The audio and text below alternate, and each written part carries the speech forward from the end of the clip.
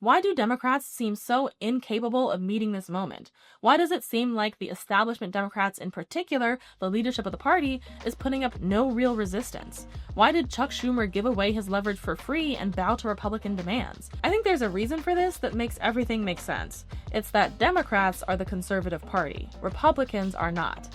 And in this political climate, conservatism is a losing strategy. Hey, I'm Asante, and here's what I've been thinking.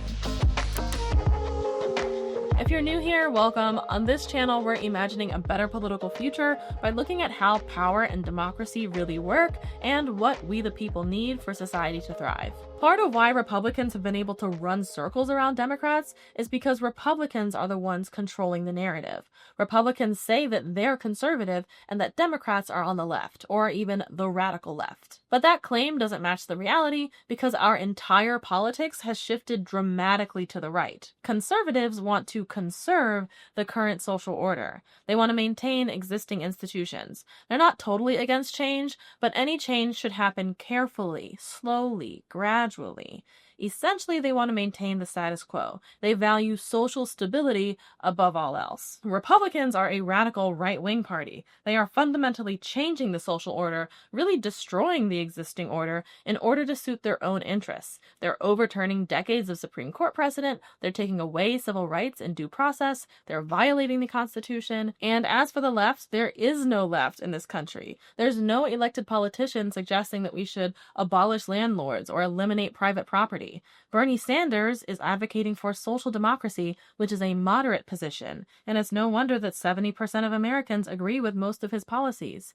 Social democracy is the norm in every other developed democratic country. Bernie Sanders isn't the outlier, we are. And let me remind you that Bernie Sanders is not a member of the Democratic Party. So really, when we're talking about Republicans versus Democrats today, we're talking about radical right-wing extremists versus conservatives. When you understand this difference between the narrative and the reality, you can understand why Democrats are reading this entire situation completely wrong.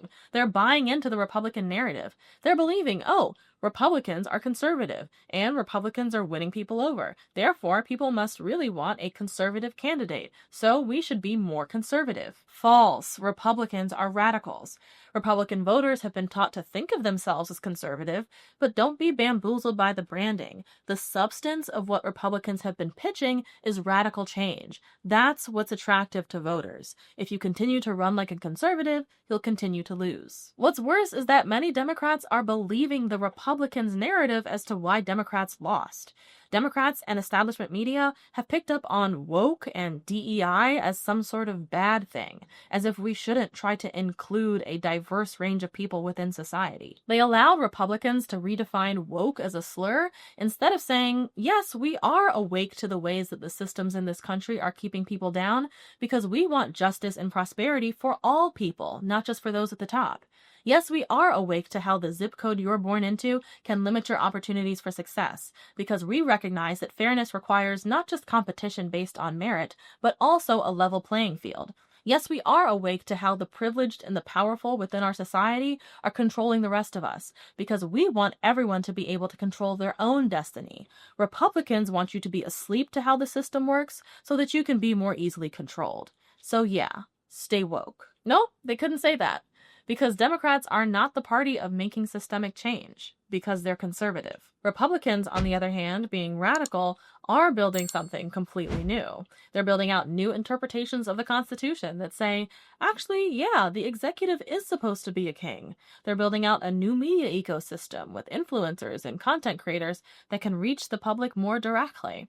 And while Democrats are stuck in the old diplomatic way of doing politics, Republicans have embraced the new coercive way of doing politics, including mass deception that's been enabled by that new media ecosystem. To be a real opposition party, you would need to both counter Republican coercion and build something new yourself that speaks to your interests. If Republicans are trying to say, yeah, the president should be a king, you would need to say, no, power's supposed to be with the people, and then would need to work towards a system that is more accountable and more representative of ordinary Americans, rather than representing corporate interests. But that would require Democrats themselves to be held accountable and to be more responsive to the interests of their ordinary voters, which means giving up some of the influence of their wealthy donors. If Republicans are doing campaigns of mass deception through new media, then Democrats would need to do campaigns of mass education through new media, teaching people how does power actually work? How does the economy work? What's the difference between market freedom and human freedom? And why does human freedom require social equality? But that would mean that Democrats are teaching us to question their power structure as well. And it would mean they'd have to embrace the two-way street of new media, rather than the establishment media power structure where they talk and we listen. The problem is that conservatism cannot defeat destructive radicalism. The conservative strategy is essentially non-action or very minimal action, decorum, civility. But civility is an agreement between all parties that will be civil towards each other. If one party is sitting still and being civil, and the other party is determined to drag everything to the far right, then everyone gets dragged to the far right. Even if you wanted to stand still, you would have to have a countervailing force that pushes things to the left. If you have an opponent that's decided to wage war, and you've decided that you're only going to act in peace, then you don't get peace, you get demolished. Now, that's not to say that conservatives don't have a role in society. They do. But they're actually best as a counterforce to progressives. Progressives who are always trying to push things forward and try something new and experiment and innovate. Conservatives are the ones that say, hey, slow down, not so fast, let's be cautious. It's like if our society was our little house in the middle of a big wide jungle. The progressive might be wanting to go out and explore and find something new and maybe push us into new territory. But the conservative would want to stay inside the house and say, hey, not so fast. It's a jungle out there. We don't know what's out there. Maybe they're bloodthirsty hyenas that are out. Now, that makes sense if there were bloodthirsty hyenas outside of the house. But if the bloodthirsty hyenas are inside the house, then you've got to get out. You've got to push for something new because the current house is not working and hyenas are tearing it apart. Different circumstances call for a different strategy. This is a time to act, not to cling to a false sense of security within a status quo that no longer exists.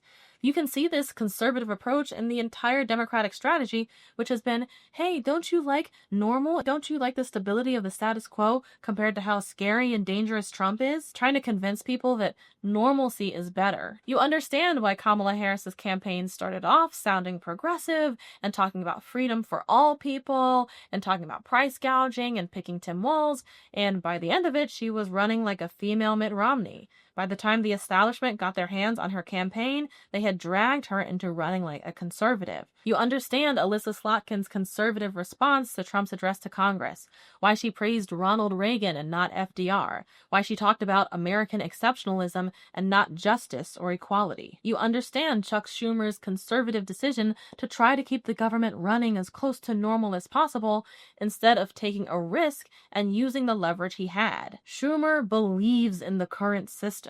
Based on what he said, he actually thinks that the courts could save us, or that we'll have a chance to renegotiate in September. But we know how quickly authoritarians consolidate power. In normal times, then maybe you play politics and try to wait for Trump's approval rating to go lower before you step in and play hardball. But these aren't normal times. We're already in something unpredictable and scary. His only choice was between chaos where he had leverage and chaos where he has no leverage. You understand why AOC was denied a leadership role. Sure, she has a huge following, but that's not our established process for seniority. Sure, she's the voice that resonates the most with this moment, but she has to wait her turn. But when change is thrust upon you, you have to adapt in order to survive. You have to be willing to try something new. Now, what does that something new look like? I think it looks like progressive folks getting together and setting the agenda. And I think ultimately, we're probably going to need a new party. And here's why. We've had progressive folks join the Democrats before, and the conservative interests have always won out. I think a big part of that is that conservatives are aligned with business interests, and the Democratic Party is funded by wealthy elites. When you get progressive people into an established system, they wind up needing to bow to the incentives and structures of that system. I think Obama's presidency is a great example. He came in as a young upstart, political outsider, community organizer of the people, and he ended up implementing Mitt Romney's healthcare plan and bailing out the banks. You know what I'm saying? Like, started with such promise, looked the part, and governed like a neoliberal. Sorry. You saw the same kind of thing happen with Kamala Harris's campaign. She started off really being compared to Obama and sounding all progressive, and by the end she was campaigning with the Cheneys. Huh? Democratic voters don't like the Cheneys, and Republican voters don't like the Cheneys because they don't like establishment Republicans. So who was that for? It was for the establishment. She started off strong, and she had to bow to the establishment in the end. So that's reason number one. We've tried putting progressives into the current system before. Hasn't turned out great. The second reason, which applies particularly to the presidency, is that Republicans don't have superdelegates and Democrats do. Superdelegates allow party elites to essentially veto any candidate that they don't want representing the party. They have extra votes. That's part of how they could ensure that Hillary Clinton was the party's nominee as opposed to Bernie Sanders. Republicans don't have superdelegates, so Donald Trump, being a right-wing extremist, as long as he got the votes of the people, he could be the party's nominee. Now, superdelegates are supposed to play that exact role of, oh, there's someone radical who we really don't want representing our party. We have to unite and keep this person out. Ironically, Republicans are the ones who really needed the superdelegates, whereas Bernie Sanders could have been the antidote to our entire Trump era. But that asymmetry with how the parties nominate their candidates is part of why I don't think the progressives could have the same impact on the Democratic Party as the Tea Party was able to have on the Republicans. Also, and I forgot to mention this while filming, so I'm mentioning it in the edit, there's another really important asymmetry between the Tea Party and progressives. The Tea Party, named after hating taxes, is much more aligned with the business interests that control the Republican Party than progressives could ever be with the business interests that control the Democratic Party. This assumes that all big businesses are most interested in maintaining their corporate power and corporate dominance over our lives. The far right believes in dominance. It believes in having hierarchies of power, and that those with the most power have the right to rule through force. That's why they could vote for a dictator, and it's why they're so sympathetic with racism and sexism, which are systems of domination. It thinks society works best when there are clearly people on the top and at the bottom, and it views government protecting the rights of people on the bottom as government intervention. They have voters who, believing in their own dominance, vote in the spirit of, I am the best, I want to have my freedom from my group, and everyone else can choke. And so they get voters identifying with being in the same dominant group as the aggressive business owner. But for as long as people are voting for systems of domination, corporate power will be able to maintain its dominance over them. In fact, the Tea Party movement was well funded by big oil and big tobacco, which don't want their industries taxed and regulated. Link to all my sources in the video description, by the way. So corporations actually increase their power by working with the far right. Progressives would need to move Democrats in the opposite direction, towards the left. The left believes in equality. The left moves in the spirit of no person is inherently better than any other person, so no group of people deserves to dominate and control any other group. The left wants to identify systems of domination, whether they're based on race, gender, or income and wealth, and then dismantle the oppressive elements of those systems. The left doesn't want power to be highly concentrated in anyone's hands. It thinks that society works best when power is shared so that more people have opportunities to contribute. This makes it opposed to the interests of business tycoons who want to keep all the power for themselves. Of course, there are some progressive business owners who might be willing to help the cause, but in general, big businesses want to maximize their own profits and power, so it's hard to imagine them pouring the same kind of generous funding into a progressive movement. So, since both of the current political parties are controlled by corporate power, there will necessarily be much more opposition to a progressive takeover of the Democratic Party than there was to a right-wing takeover of the Republican Party. Okay, back to what I filmed. And the third reason why I doubt that a progressive uprising within the Democratic Party would be sufficient is branding, which I think, given our image driven culture, is a motivating factor in our politics that really cannot be ignored. The Democratic brand is kind of shot. They do seem elitist and out of touch, and they have questionable judgment about what's appropriate given the times. And I mean, Joe Biden should not have been running for another term. They're kind of untrustworthy at this point. And Republicans know that, and they've been taking advantage of it to paint Democrats in the worst light possible. Having a new party with fresh energy and exciting vision would completely throw off the Republicans' narrative, because they've been so used to running against an establishment party that's been fighting for a status quo that obviously isn't working for most people. A new party would be able to define itself, would be able to set the agenda rather than going with the opposition's narrative. It would allow voters to rethink their position and actually make up their own mind. Now, of course, progressives could try a takeover of the Democratic Party, and who knows, maybe that would work. I can't know the future. I do know that what conservatives do best is block progressives. I do know that Bernie Sanders tried running within the Democratic Party twice and lost. I do know that AOC just ran for Democratic leadership and lost. And I do know that trying the same thing over and over again and expecting a different result is the definition of insanity. I know it's scary to try to build something new. I know it seems safer to stay within existing institutions. These institutions have so much power that it seems like it would be so hard to defeat them. But these are hard times, and we can do hard things. Either way, we're going to need to build our own base of power from the bottom up that's responsive to the will of the people, not just the will of corporate elites. So why not do that on our own terms in a space where we have ownership? It's an option.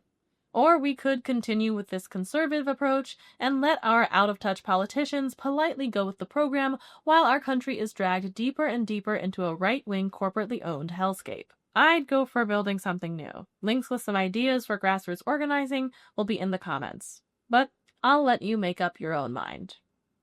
Think about it.